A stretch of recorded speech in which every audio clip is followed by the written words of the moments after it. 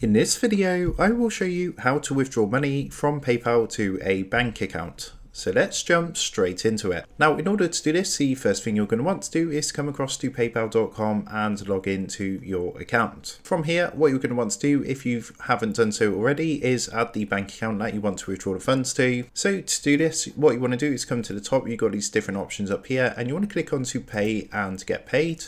Then underneath wallet, you're going to see the option for bank accounts and cards. So just go ahead and give that a click, and that's going to take you across to a screen like this. Next, what you're going to want to do underneath bank accounts is go ahead and click the link a bank account button here. Then what you want to do is go ahead and enter your bank account sort code and account number. Now, what's going to happen by continuing, as you can see down here, you agree to let us send 2 small deposit amounts, normally less than £1 Great British pound, and retrieve them in 1 withdrawal. So what they do, they send 2 small deposits basically to verify your account and make sure it belongs to you. And what you want to do is enter your details, click agree and link, and once you've done that, and they've sent the 2 small deposits, your bank account will be verified and added to your account. So you can double check this by again coming to that screen underneath wallet and going into bank accounts and cards, and you're going to see if your bank account has been verified. As you can see, mine has been verified, so it's actually appearing here. So once that's done, what you can do is come back to the home screen of PayPal, and all you want to do from here, if you've got any money available, I don't actually have any money in my balance at the moment, but it's going to be a button underneath which is going to say transfer money or withdraw. So all you would do is click onto that button, and what it's going to do is come up with a screen asking where you would want to withdraw your funds to and how much you would want to withdraw. You should see your verified and linked bank account appear, so you just want to select that from the list, and then of course enter the amount that you're looking to withdraw from your balance to your bank account.